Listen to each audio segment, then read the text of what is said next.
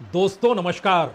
हो सकता है इस बार फिर बजट में आपको भारत के विकसित भारत की गूंज सुनाई देने लग जाए और यह कल्पना की जाने लगे कि उस वक्त जब भारत विकसित होगा तो भारत में प्रति व्यक्ति आय कितनी होगी और मिडिल क्लास की आय किस तरीके से 30 लाख रुपए तो औसतन छूने लगेगी और भारत सबसे बड़ा बाजार होगा। भारत के उस बाजार के भीतर दुनिया के सबसे बड़ी तादाद में भारत के खरीदार होंगे, यानी जिनकी जेब भरी हुई होगी, नौकरियां खूब होंगी, इस देश का इंफ्रास्ट्रक्चर जगमग कर रहा होगा और दुनिया के बाजार में भारत के लोग जा जाकर खरीदारी करेंगे। और यहां पर भी जो बड़ी बड़ी कंपनियां आएंगी उन कंपनियों से भी उनकी खरीदारी होगी, यानी विकसित भारत की चकाचौंध तले भारत की अर्थव्यवस्था का खाका क्या वाकई इस बजट में खींचा जाएगा? और अगर यह खींचा गया तो फिर जान जाइए इस देश की असल हकीकत। इस देश का असल सच यह है कि इस देश में मिडिल क्लास जो टैक्स देता है उस टैक्स की एवज में उसे कोई सुविधा नहीं मिलती। आप कहेंगे ऐसा बिल्कुल नहीं है, सड़कें बन गई, अस्पताल बन गए, स्कूल बन गए, बड़े बड़े फ्लाईओवर बन गए, वंदे भारत आ गया, हवाई जहाज हर शहर दर शहर बनता चला गया।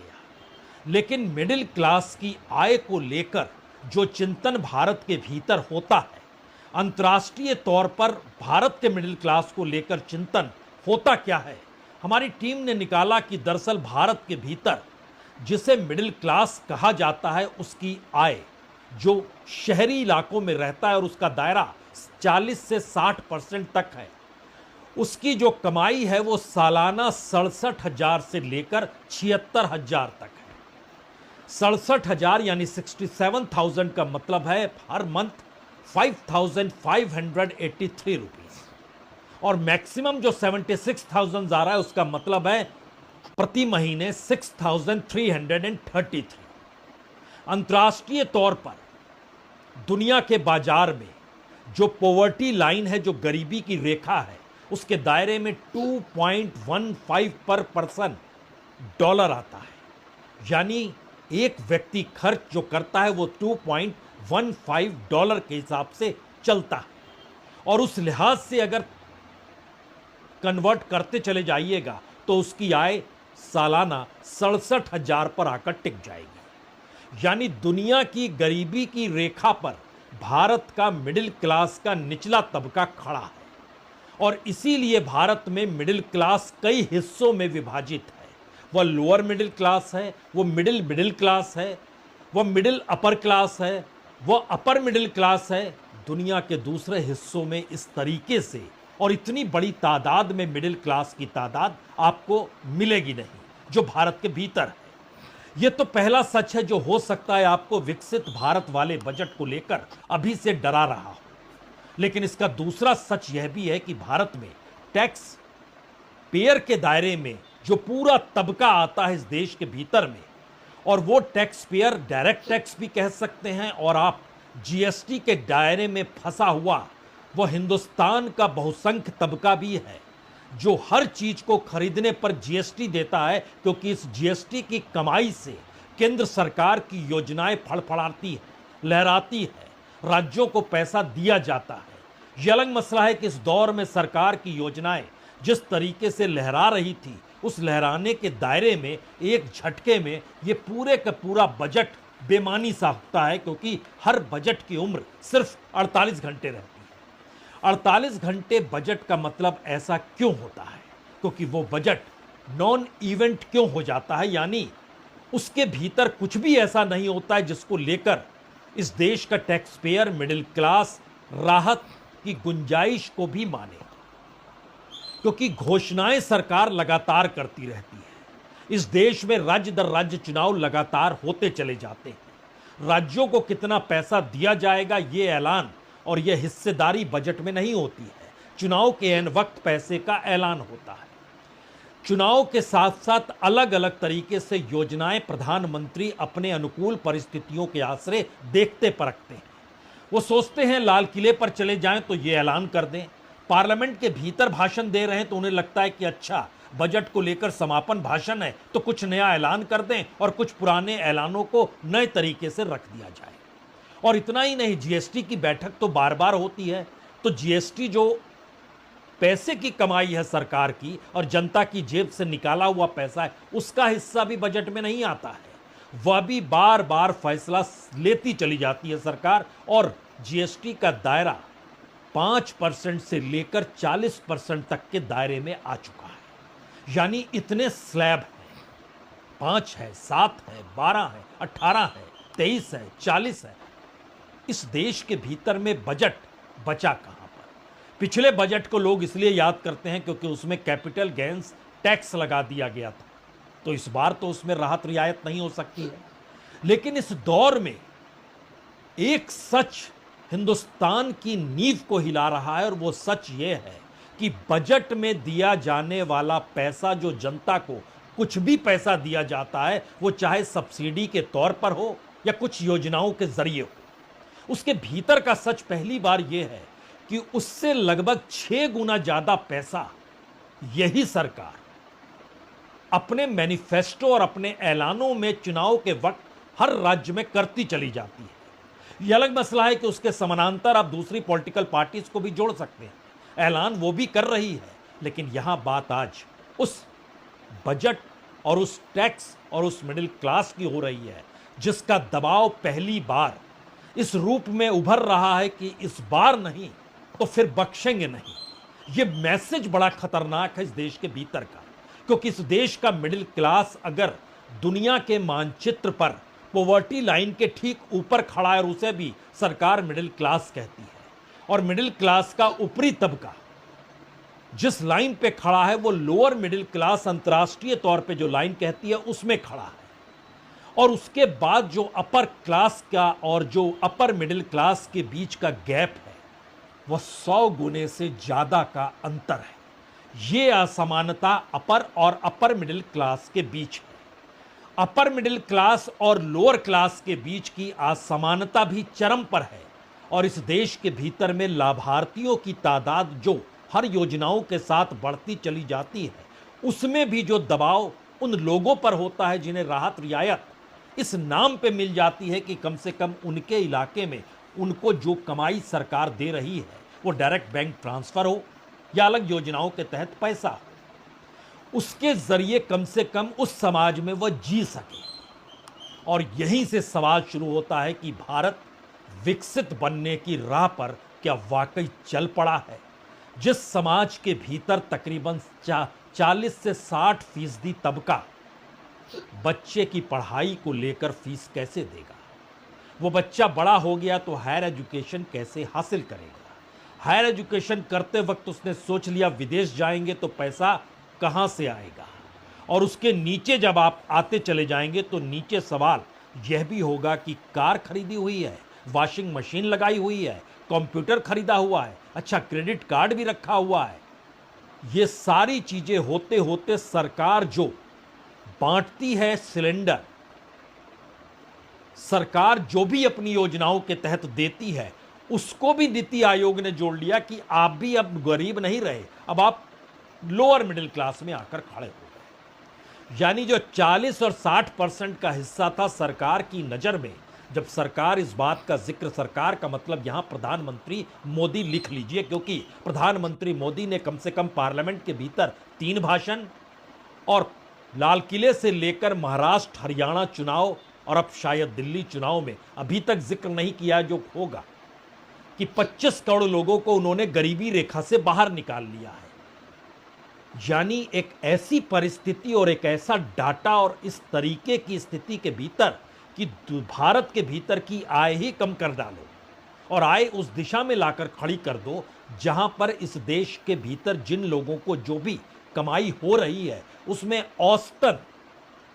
औसतन 30% पैसा उसका टैक्स में जाए ही, ये मिनिमम की रिक्वायरमेंट है। यानी अभी तक जो सोचते हैं कि हम डायरेक्ट टैक्स 5% देते हैं, 7% देते हैं, 12% देते हैं, कोई 15% देता है, कोई कहता है 30% देता है, उसके दायरे में जो बाकी टैक्स है वो जीएसटी का हो सकता है, वो इनकम टैक्स के साथ साथ एक्साइज टैक्स हो सकता है, वो वैट हो सकता है।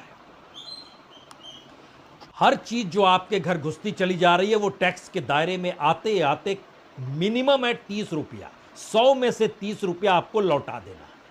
यानी किसान सम्मान निधि में अगर यह कहा जाता है कि हमने आपको 2000 रुपए आपके उसमें डाल दिए, तो फिर यह मान लीजिए कि उस 2000 रुपए में से 600 रुपए एक झटके में सरकार ले लेती है, बचे 1400 रुपए। उस 1400 रुपए के भीतर और दायरे को जब समझना शुरू करेंगे, उसके बाद वो अपने जिस प्रोफेशन से जुड़ा हुआ है खेती से, उसमें वह बीज लेने जाएगा, खाद लेने जाएगा, ट्रैक्टर लेगा, औजार लेगा, सिंचाई के साधन लेगा, उसमें से भी निकल के पैसे घटके हो जाएंगे, उसमें लगभग 400 रुपए और सरकार को वो दे देगा। तो 50% वो सरकार को यूं ही दे देता है, जो कि सरकार को लेना नहीं चाहिए, क्योंकि दुनिया के तमाम विकसित देशों के भीतर ये बड़ा सवाल है कि आप जब पैसा किसी कम्युनिटी को देते हैं, ये सोच कर देते हैं कि उसके पास कुछ नहीं है, फिर उससे आप ले कैसे सकते हैं। 12, इसके आगे की कड़ी मौजूदा वक्त में सरकार का संकट सबसे बड़ा ये है कि एक तरफ रोजगार नहीं है, दूसरी तरफ जो कमाई हो रही है उसमें से टैक्स लेना है, और तीसरी तरफ महंगाई है जिस पर आरबीआई नकेल कस पाने की स्थिति में बिल्कुल नहीं है। और यहीं से वो खेल शुरू हो रहा है कि क्या पहली बार बजट बनाते वक्त जो सवाल इकोनॉमिक एडवाइजर्स के हैं, जो सवाल खुद सरकार के भीतर हैं, और जो सवाल अंतर्राष्ट्रीय तौर पर उभर कर आ रहे हैं, उसने इस देश के आर्थिक संस्थानों की नींव तो नहीं हिला डाली है। क्योंकि अब आरबीआई इंतजार कर रहा है कि जब अमेरिका का सेंट्रल बैंक ये निर्णय लेगा, जो उसका सेंट्रल बैंक फेडरल रिजर्व की बैठक जो होगी, जो कि 2 दिन के बाद, यानी भारत का बजट 1 तारीख को आएगा और 29 तारीख को अमेरिका का सेंट्रल बैंक ये तय करेगा कि ब्याज दरों को बढ़ाएं या कम करें। ट्रंप कह रहे हैं कम कर दीजिए। ट्रंप जैसे ही कहते हैं कम कर दीजिए, वैसे ही भारत के भीतर आरबीआई पर दबाव पड़ेगा, और इसका असर ये होगा कि भारत के बाजार में जो लोग, विदेशी कंपनियां, खास तौर से यूएस की कंपनियां और यूरोप की भी कंपनियां जो भारत के बाजार में पैसा लगा रही है, अगर वहां पर इंटरेस्ट रेट कम हो जाएगा तो उसके बाद वह यहां से निकलना शुरू होगी, और अगर उनको लाभ उस तुलना में ज़्यादा मिल रहा होगा तो फिर यहाँ पर शेयर बाजार के भीतर क्या स्थिति होगी, इसको आसानी से और समझिए तो सिर्फ जनवरी के महीने में, यानी इस महीने, आज भी शेयर बाजार डगमगा गया, 800 पॉइंट नीचे चला गया, आज भी लाखों करोड़ रुपए खुदरा निवेशकों के डूब गए। बड़ी बड़ी कंपनियों के मैनिपुलेशन का जिक्र यहाँ नहीं कर रहे हैं, उस मिडिल क्लास का जिक्र कर रहे हैं जिसके पास पैसा कहाँ लगाए, घर में रखे, बैंक में रखे, कहीं नहीं रखे तो कहाँ जाए। सिप का जिक्र होता है, म्यूचुअल फंड का जिक्र होता है। जनवरी के महीने में जो विदेशी निवेशक था उसने 69,000 करोड़ रुपए निकाले कल तक, उसमें अगर आप आज जोड़ दीजिएगा तो ये लगभग 75,000 करोड़ तक आ जाएगा, यानी 75,000 करोड़ रुपए इस साल निकल गए। जो यहाँ के देसी निवेशक थे, जो घरेलू संस्थागत निवेशक जिनको कहते हैं, म्यूचुअल फंड के जरिए जो लगाया हुआ था, उसमें उनकी खरीदारी इस बरस लगभग 67,000 करोड़ की रही है। 75,000 करोड़ रुपए निकल गए, 67,000 करोड़ रुपए घरेलू संस्थागत निवेशकों ने खरीदे, बचाए। तो अपने ही दायरे में, अपनी ही इकोनॉमी के आश्रय भारत को अंतर्राष्ट्रीय बाजार भी बनाना है, और अंतर्राष्ट्रीय बाजार में भारत के मिडिल क्लास को ले जाकर उनकी जेब में पैसा भी रखना है। दूर की गोटी है, और दूर की गोटी इसलिए है क्योंकि इस दौर में भारत के मिडिल क्लास की जेब कैसे खाली होती चली जा रही है, और उसका पैसा अपना कैसे अब उसके अपने कंजम्पशन पे असर पड़ने लगा है, और ये कंजम्पशन धीरे धीरे फल, सब्जी, नून और तेल पर आ गया है, चावल और आटे पर आ गया है। ये कंजम्पशन कम हो रहा है शहरी इलाकों में, तो गांव के इलाकों की क्या स्थिति होगी, सिर्फ ये कल्पना की जा सकती है। यहीं से पहला सबसे बड़ा सवाल, क्या भारत के भीतर वाकई सब कुछ जो निजीकरण के हवाले किया जा रहा है, यानी प्राइवेट सेक्टर के हवाले किया जा रहा है, वो प्राइवेट सेक्टर अपने मुनाफे को देखे और सरकार तमाम जिम्मेदारी से पल्ला झाड़ ले, ऐसी स्थिति क्या आ चुकी है? क्योंकि आज राहुल गांधी जब इसका जिक्र कर रहे थे मऊ में, जहां पर बाबा साहब अंबेडकर का जन्म हुआ था। वहां पहुंचकर जब उन्होंने कहा कि निजीकरण की व्यवस्था ने इस देश के भीतर हर सेक्टर को तबाह कर दिया है, उसमें खास तौर से हेल्थ सेक्टर और एजुकेशन सेक्टर, हम उसके फैक्ट को आपको बतलाएं उससे पहले हमें लगता है आज राहुल गांधी की इस बात को जरूर सुनना चाहिए। प्राइवेटाइजेशन होता है, आपके अस्पताल, सरकारी अस्पताल प्राइवेट हाथों में जाते हैं, आपके बच्चे प्राइवेट कॉलेज और यूनिवर्सिटी में जाते हैं। जब आप बीमार होते हो आप प्राइवेट अस्पतालों में जाते हो। सबसे पहले आप एक अपने आप से सवाल पूछिए, यह जो प्राइवेटाइजेशन हो रहा है, यह जो शिक्षा का सिस्टम प्राइवेटाइज हो रहा है, स्वास्थ्य का सिस्टम प्राइवेटाइज हो रहा है, इस प्राइवेट सिस्टम के मालिक कौन है? यह सवाल पूछिए। आप लोग बच्चों की शिक्षा के लिए लाखों रुपए देते हो, सोचते हैं कि लाखों रुपए देने के बाद, अरबपतियों को लाखों रुपए देने के बाद, मेहनत करने के बाद हमारे बच्चों को सर्टिफिकेशन मिल जाएगा और उनको रोजगार मिल जाएगा। भाई और बहनों, यह सरासर झूठ है। इस देश में आपके बच्चों को रोजगार नहीं मिल सकता है, चाहे वो कुछ भी कर ले। मैं कह रहा हूं कि लाखों रुपए आप अरबपतियों को शिक्षा के लिए दे रहे हो और अरबपति हिंदुस्तान के रोजगार के सिस्टम को खत्म कर दिए हैं। अब बीते 10 बरस का सच यह है जो राहुल गांधी कह रहे हैं, उसका असर, एक असर आपको बतलाते हैं जो हमारी टीम ने औसत के तौर पर निकाला है। औसत इस देश के भीतर में प्राइवेट स्कूलों में जो पढ़ाई के लिए बच्चे जाते हैं, 10 वर्षों में उनकी फीस का इजाफा जो है वो 2.5 गुना ज्यादा हुआ है। हेल्थ सेक्टर में लगभग 3.5 गुना, 3.5 गुना ज्यादा हेल्थ सेक्टर में, ये एक औसत बतला रहे हैं। औसत का मतलब यह हुआ कि हो सकता है कई इलाज कराने में 10 गुने से ज्यादा पैसा देना पड़ रहा हो 2014 की तुलना में, और स्कूल में भी फीस हो सकता है कई जगहों पर 10 गुना ज्यादा देना पड़ रहा हो, लेकिन इस पूरी प्रक्रिया के भीतर कई जगह दुगना हुआ हो। इस पूरी प्रक्रिया में 2.5% स्कूलों की पढ़ाई और 3.5% हेल्थ सेक्टर में ज्यादा पैसा आप जैसे ही प्राइवेट सेक्टर में जाते हैं उसमें देना पड़ता है। दूसरा हिस्सा, 10 बरस के भीतर जो सरकारी स्कूलों में बच्चे पढ़ते थे और जो सरकारी अस्पतालों में इलाज कराते थे, उनमें लगभग 22% की कमी आ गई हेल्थ सेक्टर में, और लगभग 39% की कमी आ गई एजुकेशन सेक्टर में।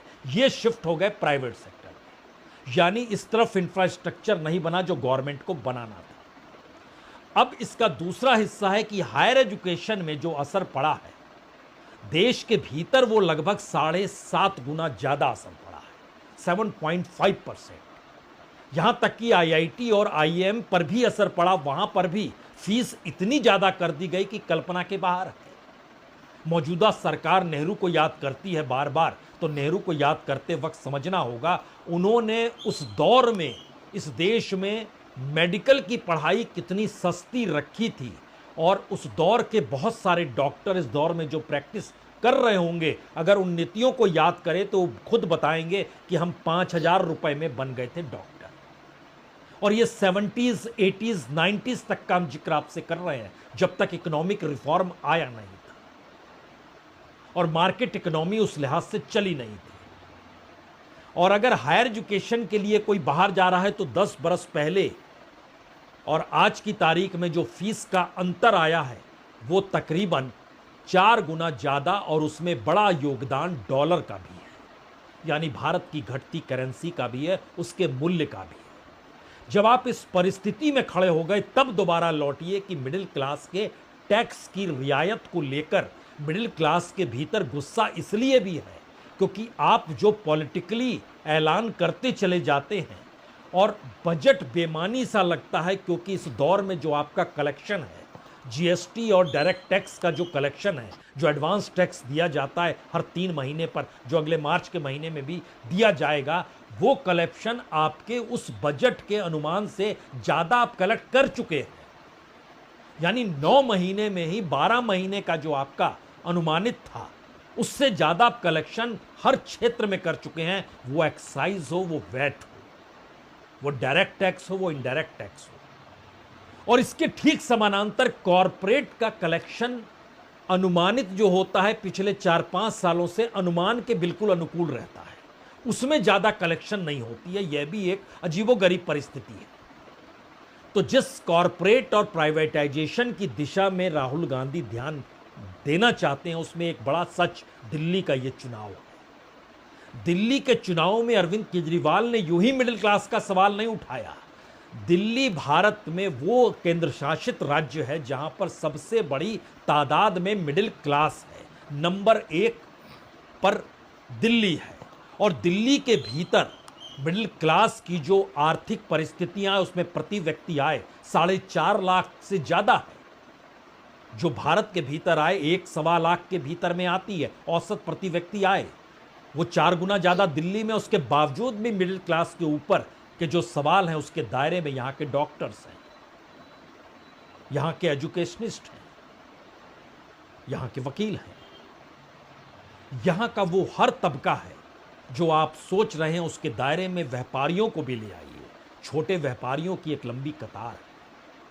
और जब आप इन सब को ले आए तो सोचिए, दिल्ली के भीतर लगभग 65 से 67% मिडिल क्लास का तबका इस बात को लेकर परेशान है कि जो टैक्स का पैसा आप लेते हैं उसकी एवज में कुछ भी नहीं देते हैं। जो सड़कें बनाई वो टोल टैक्स के दायरे में जाती है। अंतर्राष्ट्रीय तौर पर टोल टैक्स की जो मियाद होती है, उस मियाद के पूरे होने के 24 घंटे भी आप ज़्यादा नहीं रख सकते हैं, ये पहला सवाल। और विकसित देशों में जाइएगा तो वहाँ टोल टैक्स से लिया नहीं जाता है, बल्कि टोल टैक्स का जो हिस्सा है वो आपके टैक्स के साथ जोड़ दिया जाता है। उसमें आप ऑस्ट्रेलिया का जिक्र कर सकते हैं, उसमें आप यूरोपियन कंट्रीज़ का जिक्र कर सकते हैं, उसमें ब्रिटेन का जिक्र कर सकते हैं। यानी एक ऐसी परिस्थिति भारत के भीतर है कि आपको पैसा सरकार को देते चले जाना है, क्योंकि सरकार किसी विजन से काम नहीं कर रही है, सरकार टैक्स वसूली से काम कर रही है। जो टैक्स टेररिज्म शब्द आता है, जिसका जिक्र केजरीवाल ने भी किया। मिडिल क्लास और सरकार का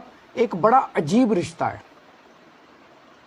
मिडिल क्लास के लिए ये लोग कुछ करते तो नहीं है, लेकिन जब जब सरकार को इनकी जरूरत पड़ती है, तब तब मिडिल क्लास के ऊपर सरकार हथियार चला देती है, चाकू चला देती है। और ये हथियार है टैक्स। लाखों करोड़ों की संख्या में मिडिल क्लास टैक्स भर भर के देता है देश चलाने के लिए, लेकिन बदले में मिडिल क्लास को क्या मिलता है? कुछ नहीं। भारत का मिडिल क्लास सरकार का सिर्फ और सिर्फ एक एटीएम बन के रह गया है। सच बात तो यह है, the Indian middle class is victim of tax terrorism. तो क्या ये कहा जा सकता है इस बार बजट को लेकर सरकार वाहपो में है? क्योंकि अंतर्राष्ट्रीय तौर पर जो व्यापारिक नीतियां हैं, आर्थिक संबंध हैं, वो ट्रंप के तूफान चले भारत की अर्थव्यवस्था को भी डिगा रहे हैं। और भारत के भीतर का जो मिडिल क्लास है, वो अंतर्राष्ट्रीय तौर पर उसकी उम्मीद और आकांक्षाएं लगातार कुलांचे मार रही है।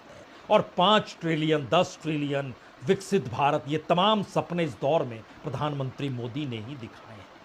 तो क्या ये रास्ता इस बार बजट के जरिए एक ऐसी दिशा में जा चुका है जहां पर इस देश के भीतर की उम्मीदें, इस देश के भीतर का गुस्सा, इस देश के भीतर में राजनीतिक ऐलान और इस देश के भीतर में टैक्स पेयर के पैसे का राजनीतिक वजहों से लुटना और लुटाने की परिस्थिति सब पर चोट होने वाली है क्या? क्योंकि हर वो सेक्टर जो एक्सपोर्ट हो रहा था नीचे चला गया, जहां मैक्सिमम लेबर काम करते थे। इस दौर में अगर आप सीधे मैन्युफैक्चरिंग सेक्टर को देख रहे हैं तो दूसरे तमाम सेक्टरों की तुलना में मैन्युफैक्चरिंग सेक्टर का ग्रोथ सबसे कम है। और उसके बाद अगर आप उस मैनिपुलेशन और शेयर बाजार को देखना चाहते हैं तो वहाँ पर चाहे वो ऑटो का रास्ता हो, बैंक हो, सीमेंट हो, स्टील हो, फर्मा हो, सभी जगह बिकवाली हुई है, यानी सभी जगह बेचे गए हैं जो कि विदेशी निवेशक आए हुए हैं। रास्ता क्या होगा और क्या ये रास्ता इस बजट में सरकार के लिए शायद इधर कुआं उधर खाई वाली स्थिति है, क्योंकि राजनीतिक वजहों से अर्थव्यवस्था पर सरकार की पकड़ सिर्फ राजनीतिक ऐलानों के जरिए रही है और राजनीतिक ऐलानों ने इस देश की इकोनॉमी का बंटाधार शायद नोटबंदी से ही शुरू कर दिया था, यानी 2015 से ही यह खेल इस देश में शुरू हो गया था। 15, 16, 17, 18, 19, आप ध्यान दीजिए पहले टर्म में जो इकोनॉमी चली आ रही थी मनमोहन सिंह के कालखंड में, उस इकोनॉमी ने 2017 तक तो संभाला, लेकिन जीएसटी के बाद की परिस्थितियों ने इस देश के व्यापारियों की जो कमर तोड़ी, उसने इस देश में असंगठित क्षेत्र से भी रोजगार छीन लिया और संगठित क्षेत्र के भीतर सरकार का पूरा काम इसी में लगा रहा, किसी तरीके से पब्लिक सेक्टर को बचा लो, किसी तरीके से सरकारी कर्मचारियों पर आंच आनी नहीं चाहिए, किसी तरीके से हर मंत्रालय का बजट कम होना नहीं चाहिए, किसी तरीके से राजनीतिक तौर पर जो चुनाव में ऐलान होते हैं उसमें कोई कटौती करेंगे नहीं। यानी स्टेज बाय स्टेज एक ऐसी परिस्थिति में सरकार चलती चली गई जिसमें 2025 का बजट एक बड़ा रिफ्लेक्शन होगा। और ये इसलिए होने की जरूरत है, सवाल ये नहीं कि राहुल क्या कह रहे हैं, ये भी नहीं कि केजरीवाल क्या कह रहे हैं, सवाल ये है कि मौजूदा वक्त में अब वो मिडिल क्लास क्या कह रहा है और उसके भीतर के जो सवाल हैं जिसमें सब कुछ उसके हाथ से निकलता चला जा रहा है। ये एक सबसे खतरनाक स्थिति होती है जब उम्मीद ही मर जाए। डर सत्ता और सरकार को इस बात का है और शायद इसीलिए रायसीना हिल्स पर जो लाल इमारतों के पीछे नॉर्थ ब्लॉक में नौकरशाही आंकड़ों का कदम ताल कर रही है, शायद वो चकाचौंध भरे भारत को रखना तो चाहती है, लेकिन उसके भीतर जो खून और पसीना इस देश का पब्लिक सेक्टर के जरिए पनपता था, उसको इस दौर में कैसे खत्म कर लिया गया, अब शायद वह गले की फांस सरकार के लिए बन गई। इसीलिए दिल्ली चुनाव पर भी इसका असर पड़ेगा। इसीलिए मिडिल क्लास बहुत बारीकी से लेंस लगाकर देख रही है, राजनीति हो गई, अब जरा इकोनॉमी को समझ लीजिए और समझा दीजिए। बहुत बहुत शुक्रिया, बहुत बहुत शुक्रिया।